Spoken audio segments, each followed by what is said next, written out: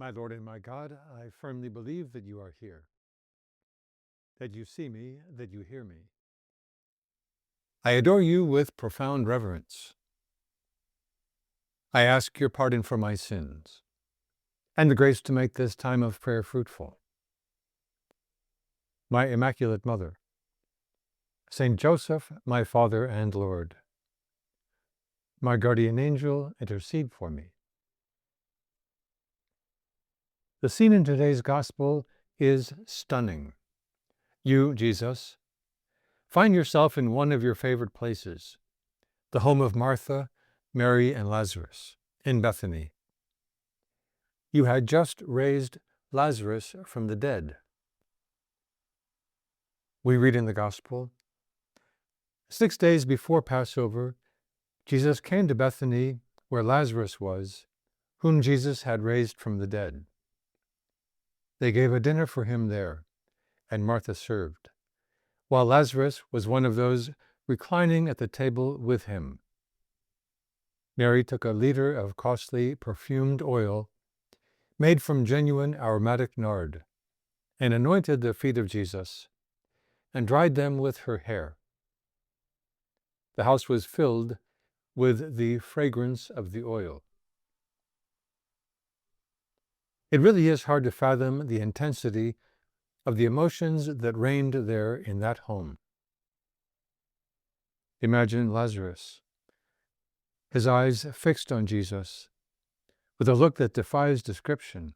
After all, he had just been brought back to life after 4 days in the tomb. Martha and Mary, for their part, were beside themselves with love and gratitude. Then comes that moment of magnificence. Mary knelt beside you, anointed your feet, and dried them with her hair. The house was filled with the fragrance of that oil. The apostles were mesmerized as they watched Mary. This was a formational moment for them, one that they would never forget. After all, they were witnessing the deep demonstration of love that you, Jesus, so earnestly sought. What was it that Mary was experiencing at that moment? Her heart was ready to burst as she contemplated you and worshipped you. She was overwhelmed with gratitude for your friendship and for the return of her brother. She absolutely had to find an outlet for those emotions, and so she extended that magnificent gesture. This was precisely the response that you yearned for with all the force of your Sacred Heart. In so many of the scenes of the Gospel, we find you reading the hearts of all those who are there with you, searching for someone who was loving you back with that intensity that you so longed for.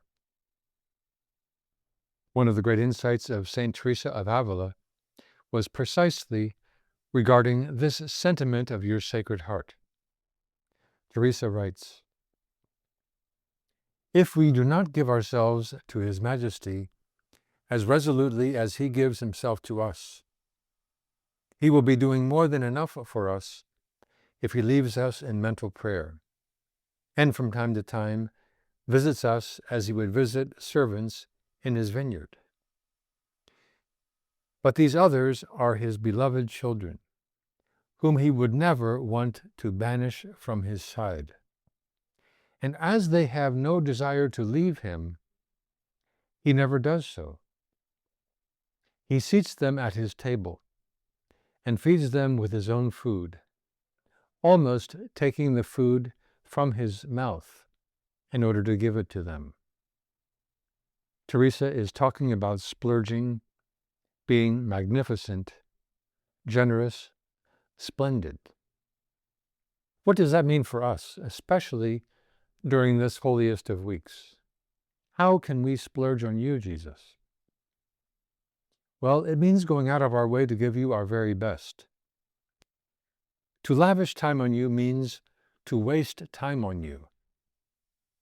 how much it helps us to think about our own plan for our prayer life. Splurging means fulfilling that plan day after day, consistently, out of love rather than out of duty. It would make no sense to say to you, Jesus, if I have some time at the end of the day, I will squeeze in a decade of the Rosary or a few minutes of mental prayer. To be blunt, there is a word for someone with that attitude, a cheapskate. You don't want leftovers, Jesus. You want our very best.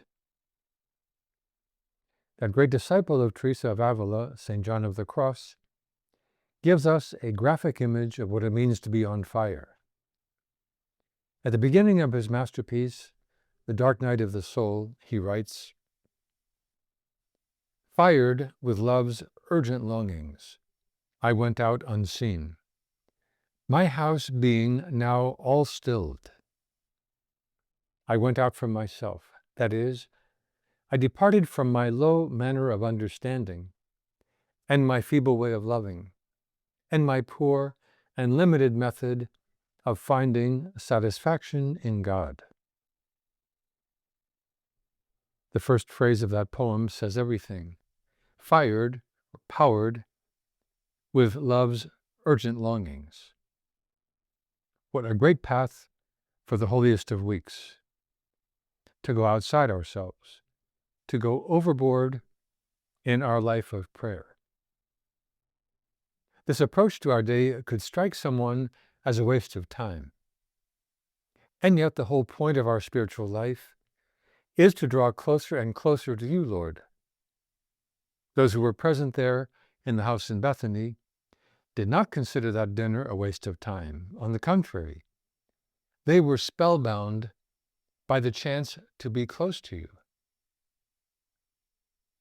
Our time of prayer will be a, quote, fruitful waste, in the words of Saint Thérèse of Lisieux.